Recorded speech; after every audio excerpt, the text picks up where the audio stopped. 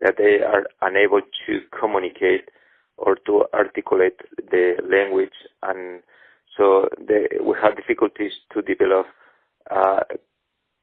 communication systems for the patient that could be effective. So at that time, communication problems is a real issue. And the second point, the assessment of cognition and emotions is a real issue also in those patients who are in the advanced stage of the disease. I mean, not all patients unfortunately receive the level of support that, for example, Stephen Hopkins was having regarding communication and computational systems for language, and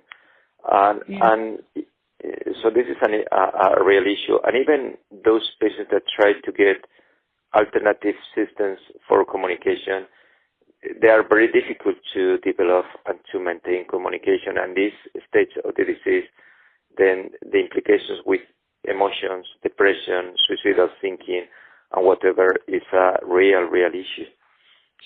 Yeah, so that's an interesting point, that I guess Hawkins was extremely privileged in the fact that he had, round-the-clock care, access to resources, but that's not the case for many. Not at all, no. And I wonder the impact actually of the disease on the carers, so on the relatives who I imagine share most of the burden in terms of looking after the patient. And in your experience, how do they cope with the disease, and do they suffer from health problems themselves?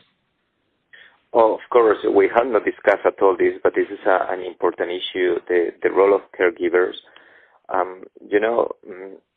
The big problem is there are two things. One is the emotional impact on caregivers, and the second point, the impact on the health of caregivers. And this depends on the age of the caregiver. I mean, if the patient is having advanced age or they're elderly and their caregiver is wife or husband, and they are aging, they have many difficulties.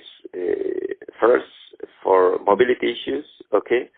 So if the patient is at age 50 or 60 and the caregiver is at age 60, 70, very difficult to work with them regarding mobilities, transfers, or whatever, mostly in the advanced stage of the disease. So in many cases, they need professional caregiver. Sometimes they need, if they have possibilities, but not all the families have the possibilities of contract a professional caregiver who is going to help the patient. So this is another point. So at that level, economical status is also a differential. The level of economical support to contract people. And the second point, the level of social and family support.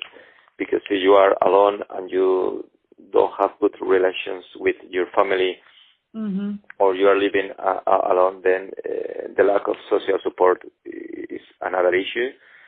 This is different from big or extensive families in which sometimes they're willing to offer extra support, mostly if the person affected is the father of the mother and they have children with adult life, and they are able to offer support in a different way.